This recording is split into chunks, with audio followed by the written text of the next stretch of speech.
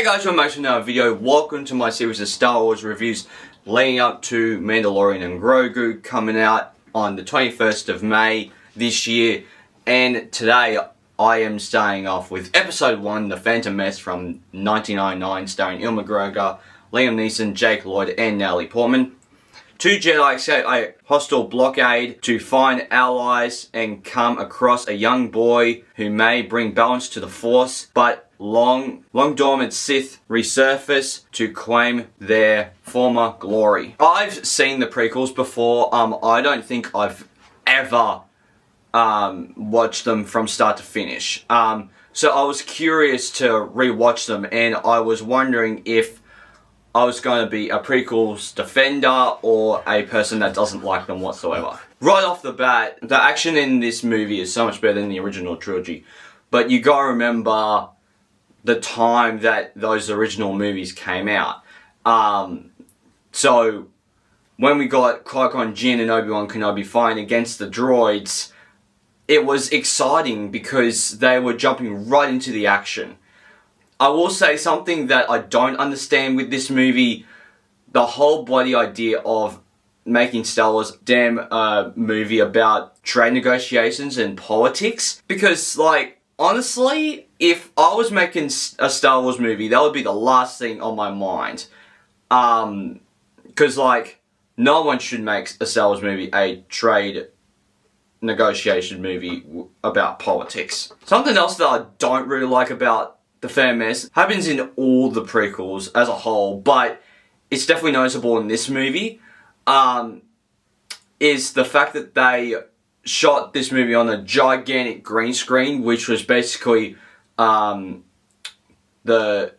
late 90s, early 2000s version of The Volume, where, like, it was just shot on a room of just blue and green screen, and it really shows in all three movies. And I will comment about the other ones when I review episode 2 and 3.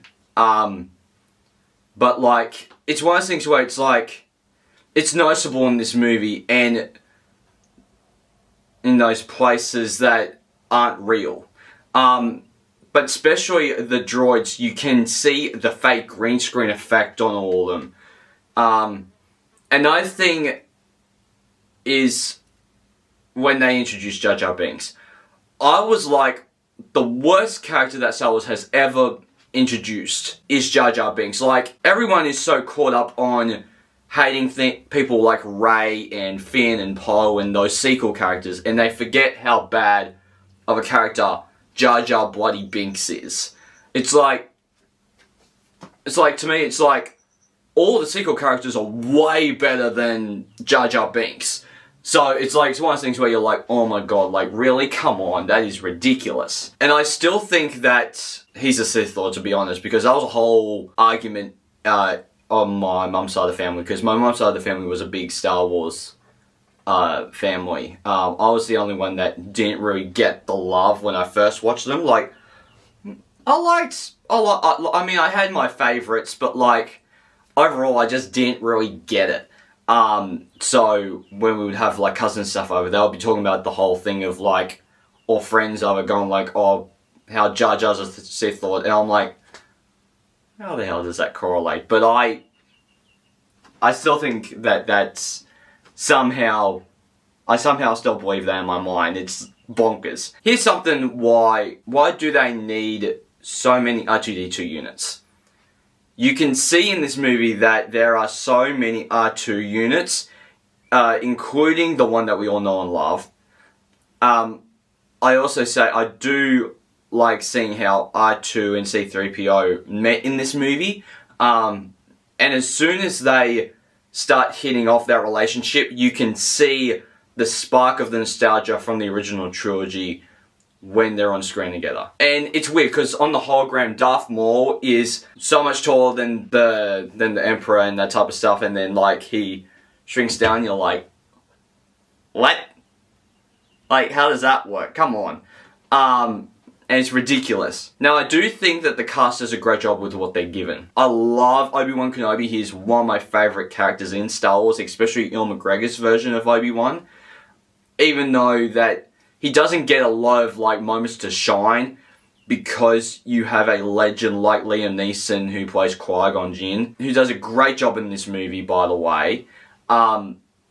He is, in some ways, the main character in this movie until the moment at the end that really still shocks me, to be honest, because it's like, how come you could kill this guy off and never somehow bring him back? And they didn't bring him back until the Obi-Wan Kenobi series. It's ridiculous to me. And Natalie Portman, I honestly think that she is doing a decent job in this movie. Is it the best performance she's ever given in a movie? No, but she's trying to do her best under the direction of George Lucas. And George Lucas isn't really a great director. And you can see that throughout the prequels. You can see that the best ones that he's done are... I mean, we'll get to my thoughts on Revenge of the Sith and New Hope later, but the best ones that he's done are Revenge of the Sith and New Hope.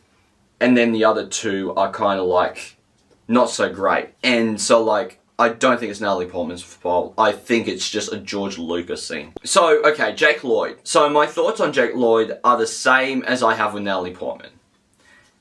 He is more cringe than Natalie Portman in this movie, but that's because he's a 5 or 6 year old boy. And all kids at that age aren't necessarily great actors. That's why it's hard to like kid actors in movies and shows. Recently we've been getting some few good ones, but there have been some where it's like they haven't been falling as much as other people would want them to. And I think about this movie and the prequels in general, I like how they expand the galaxy far, far away.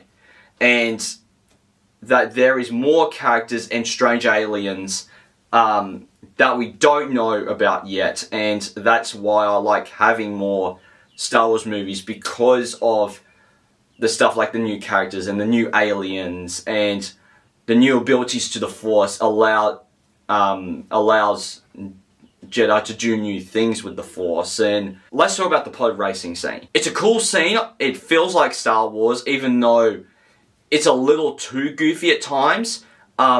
I can imagine Luke doing a speeder race or something like that when he was around Anakin's age. I do like seeing Jabba at the pod racing scene. There, he's only in for 2 frames, but it's not like he's in a background shot. You get to see him close up, which is really, really cool. I actually really, really like that. It is kind of odd to have an epic fight in between Qui-Gon Jinn and Darth Maul in the desert, because you can't really see what's going on because it's all smoke. Because they're flying on the scene, and you're like, okay, it's a little hard to see. Here's another question I have, and this is to Star Wars fans that would know a lot more than I do. Is Anakin meant to be older or younger than Padme? Because in this movie, clearly he's younger. But then, because in the next 2 movies, they want so much time has passed since the first movie, they've recast him to be Hayden Christensen. And Hayden Christensen is taller than Natalie Portman in those 2 movies. Now that's not necessarily that hard, or no, that's not necessarily how do I put it? That's not entirely impossible. My mother is older than my uncle, but my uncle is older than my mother. So he's the youngest, but my mother's the oldest, but she's smaller than my uncle. So that's just kind of those weird things where it's like sometimes you can't have questions of like, okay, how's the age difference in these movies, really?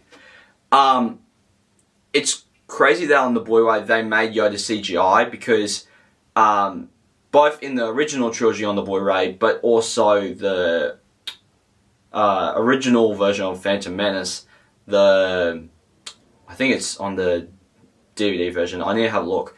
But Yoda was still a puppet.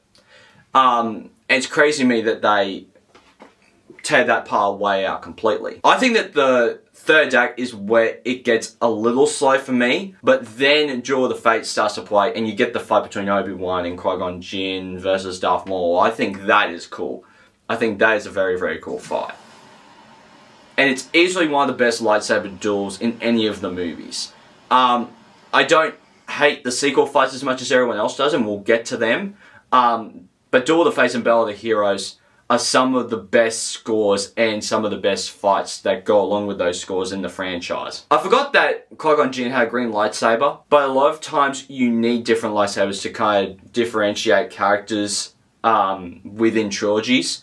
And that's why I really like, we'll talk about when we get to Return of the Jedi, but that's why I like Luke's green lightsaber, because then you kind of differentiate him from like your Anakin's and that type of stuff, because it gives him his own like identity, which this movie does a very good job at doing that with Qui-Gon, because Qui-Gon's the one with the green, Obi-Wan's the one with the blue, and it's awesome. It's crazy to me that Darth Maul got the same treatment as Palpatine, which we'll talk about in Return of the Jedi, but he falls down the shaft, and it's crazy to me that like it's okay for Darth Maul to come back, but not for Palpatine to come back, because it's the same thing happened. But it's like, but I know I'm gonna get those comments going like, oh well, he came back in Clone Wars and he got robotic legs, so there's actually a bit of a reason. It's like, I don't want to hear